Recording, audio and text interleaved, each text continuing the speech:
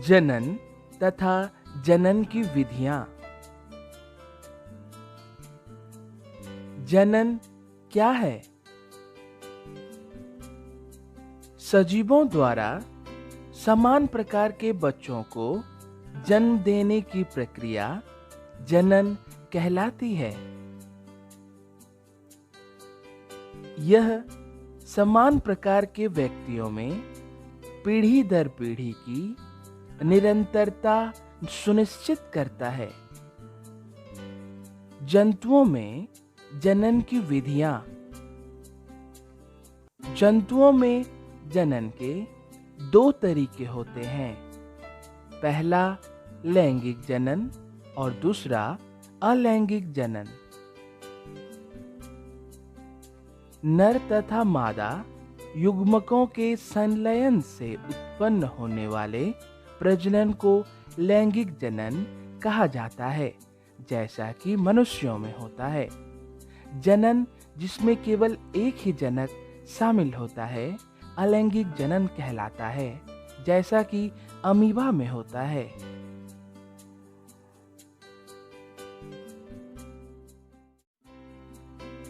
लैंगिक जनन नर तथा मादा युग्मकों के संलयन से शुरू होने वाले जनन को लैंगिक जनन कहा जाता है। नर जनन अंग द्वारा नर युग्मक निर्मित होते हैं और जिन्हें शुक्राणु कहा जाता है। मादा युग्मक मादा जनन अंगों के माध्यम से उत्पन्न होते हैं और जिन्हें डिंब या अंडा कहा जाता है। नर जनन अंग। नर जनन अंगों के अंतर्गत एक जोड़ा वृषण, दो शुक्राणु नलिका तथा एक लिंग होते हैं।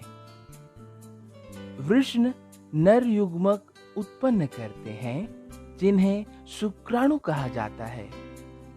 शुक्राणु। प्रत्येक शुक्राणु एक एकल कोशिका होती है तथा बहुत छोटे आकार का होता है। प्रत्येक शुक्राणु में एक सिर, एक मध्य भाग एवं एक पूंछ होती है।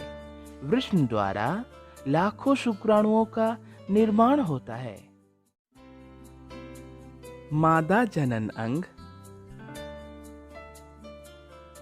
मादा जनन अंगों के अंतर्गत गर्भाशय, एक जोड़ी अंडाशय, अंडवाहिनी या डिंब वाहिनी होती है। अंडाशय मादा युग्मक उत्पन्न करते हैं जिसे अंडाणु या डिंब कहते हैं। प्रत्येक माह एक अंडाशय द्वारा एकल पानी वाला अंडा अंडवाहिनी में छोड़ा जाता है। शिशु का विकास गर्भाशय में होता है। निषेचन। अंडाणु और शुक्राणु के संलयन को निषेचन कहा जाता है। यह निषेचन की प्रक्रिया का पहला चरण है। शुक्राणु के केंद्रक तथा अंडाणु एक ही केंद्रक और निषेचित अंडे बनाने के लिए संलयित होते हैं, जिसे युग्मनज कहा जाता है। यह युग्मनज एक नए व्यक्ति की शुरुआत है और इसमें कुछ चरित्र पिता से तथा कुछ माता से आते हैं। निषेचन दो प्रकार का होता है। पहला आंतरिक निषेचन और दूसरा बाह्य निषेचन। मादा शरीर के अंदर होने वाले निषेचन को आंतरिक निषेचन कहा जाता है। यह मनुष्यों सहित कई जानवरों में होता है, जैसे गाय, कुत्ते, मुर्गियां इत्यादि। वह निषेचन जिसमें मादा के शरीर के बाहर नर और मादा युग्मक का संलयन होता है, बाह्य निषेचन कहलाता है। यह मछली, स्टारफिश तथा मेढक जैसे जलीय जानवरों में होते हैं। हालांकि ये जानवर सैकड़ों अंडे देते हैं और लाखों शुक्राणु छोड़ते हैं, ये सभी अंडे निषेचित नहीं होते हैं, क्योंकि अंडे और शुक्राणु जल की गति, हवा और वर्षा के संपर्क में आते हैं और तालाब में अन्य जानवर होते हैं जो अंडे खा जाते हैं। भ्रूण का परिवर्धन जब युग्मनज बनता है तो यह कोशिकाओं के एक गोले को जन्म देने के लिए बार बार विभाजित होती है। तब कोशिकाएं समूह बनाने लगती है जो शरीर के विभिन्न ऊतकों में और अंगों में विकसित होती हैं और जिसे भ्रूण कहा जाता है। भ्रूण का परिवर्धन। भ्रूण आगे के विकास के लिए गर्भाशय की दीवार में रोपित हो जाता है।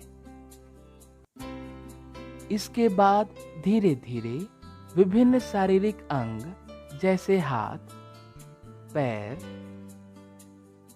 सिर, आंखें, कान इत्यादि विकसित हो जाते हैं। जब शरीर के सभी अंगों की पहचान की जा सकती है तो इसे भ्रूण कहा जाता है। जब भ्रूण का विकास पूरा हो जाता है तो मां बच्चे को जन्म देती है। मुर्गियों में जनन। निषेचन के बाद युग्मनज बार बार विभाजित होता है और डिंब वाहिनी में नीचे की ओर जाता रहता है। जैसे जैसे यह नीचे की ओर बढ़ता रहता है, इसके चारों ओर कई सुरक्षात्मक परतें बन जाती हैं। मुर्गी के अंडे में कठोर खोल ऐसी ही एक सुरक्षात्मक परत होता है। विकासशील भ्रूण के चारों ओर कठोर खोल बनने के बाद मुर्गी अंत में अंडा देती है। अंडे के खोल के अंदर भ्रूण को चूजे के रूप में विकसित होने में लगभग 3 सप्ताह का समय लगता है।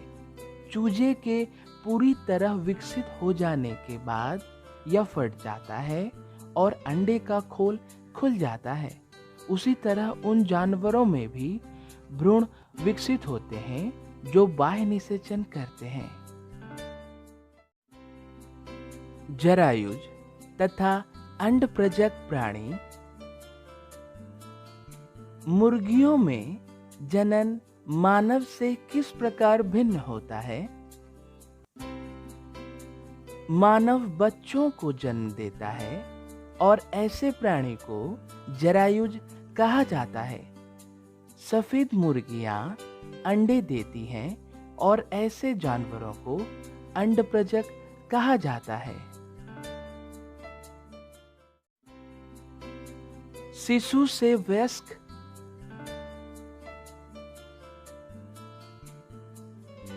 नए प्राणी जो अंडे से पैदा होते हैं या पैदा होते हैं, वे वयस्क होने तक बढ़ते रहते हैं। कुछ जानवरों में युवा वयस्क से अलग दिख सकता है, जैसा आप यहाँ देख सकते हैं। टैडपोल या लार्वा तथा रेशम कीट बिल्कुल अलग दिखते हैं। अत्यधिक परिवर्तनों के कारणों से लार्वा के वयस्क में बदलाव को कायांतरण कहा जाता है। मनुष्यों में जन्म के समय से ही नवजात शिशु में वयस्क के समान शारीरिक अंग मौजूद होते हैं। अलैंगिक जनन। हाइड्रा में तथा ईस्ट में जब एक नया जीव मुकुल से विकसित होते हैं तो अलैंगिक जनन के इस प्रकार को मुकुलन कहा जाता है। एक अमीबा स्वयं को दो भागों में विभाजित करके जनन करता है। इस प्रजनन को द्विखंडन कहा जाता है।